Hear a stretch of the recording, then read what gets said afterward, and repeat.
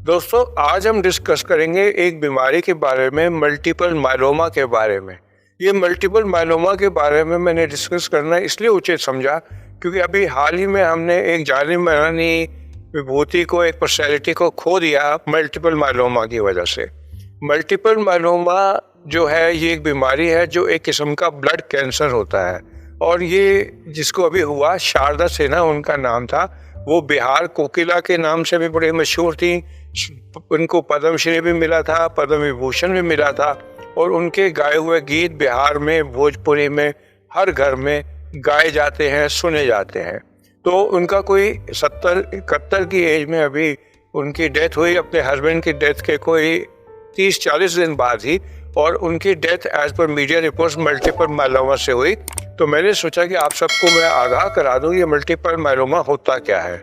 Multiple myeloma के बारे में इससे पहले हमने सुना था किरण खेर, जो एक फेमस बॉलीवुड एक्ट्रेस है। उनको 2000 में, बहुत 4 साल पहले ये बीमारी हुई थी, लेकिन वो अभी तक ठीक है भगवान की दया से, और इलाज से वो रिकवर कर रही हैं। उसकी ये भी वजह है कि मल्टीपल मायलोमा केवल एक ही बीमारी नहीं होती, ये ग्रुप ऑफ डिजीजेज होती है जिसमें सीवियरिटी वेरी करती है। तो अब हम आते हैं कि मल्टीपल मायलोमा होता क्या है।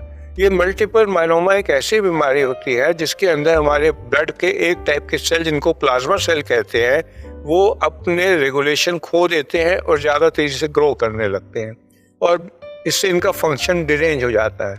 अब प्लाज्मा सेल अगर तेजी से ग्रो करते हैं तो ये अपनी क्वालिटी खो देते हैं और इनसे जो प्रोटीन बनती है वो क्वालिटी वाली नहीं होती जो अदरवाइज होती है। प्लाज्मा सेल का नंबर मेरे ख्याल से 6-7% से ऊपर नहीं होना चाहिए। अगर ये बढ़ जाता है और ये अनरेगुलेटेड ग्रोथ करने लगते हैं तो इसका नंबर बहुत ज़्यादा होने से ये बाकी सेल को बोन मैरो में दबाना शुरू कर देते हैं। आप इस तरीके से लीजिए जैसे रेलवे कंपार्टमेंट में कुछ ही लोग होने चाहिए और एक गुंडों का समूह बढ़ जाए, वो इतना बढ़ जाए कि अच्छे लोग दबना शुरू हो जाए। वही चीज़ हो जाती है बोन मैरो के अंदर, हमारे बोन्स के अंदर प्लाज्मा सेल के द्वारा।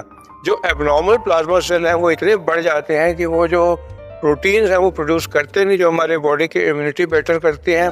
तो इससे हमारे बोन मैरो के अंदर इनके दबाव से हड्डियों में दर्द होने लगता है और जो सेल आ जाते हैं वो इस तरीके के होते हैं, जो प्रोटीन्स होती हैं वो ऐसी होती है जो कि इम्यूनिटी नहीं करती, केवल नंबर में बढ़ते रहते हैं। इनको माइलोमा प्रोटीन्स कहते हैं। और जो अच्छे सेल हमारी बॉडी के लिए चाहिए, जैसे हीमोग्लोबिन है, बाकी वाइट सेल्स हैं, प्लेटलेट है, उनका मात्रा कम होने लगती है।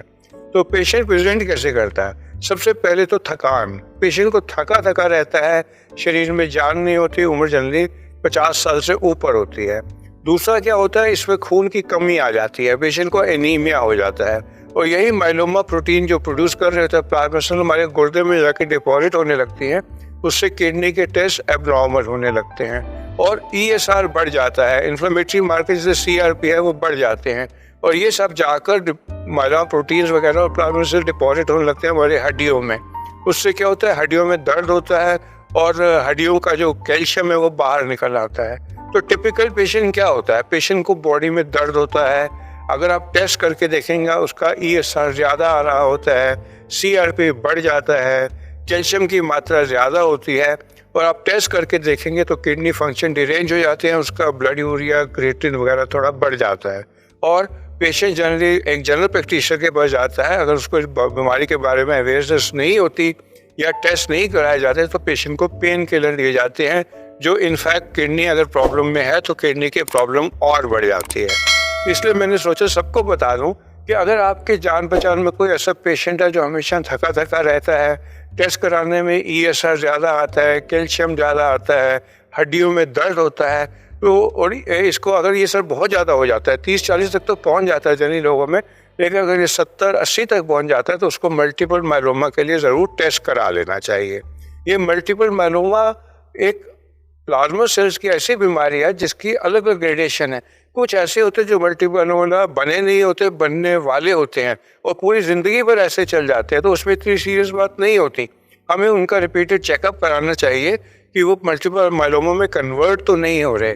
और दूसरा ये कि जिनको होते हैं उसका इलाज लेना चाहिए, जिसके लिए ब्लड स्पेशलिस्ट ही बेस्ट डॉक्टर होते हैं जो इसके इलाज के बारे में बता सकते हैं।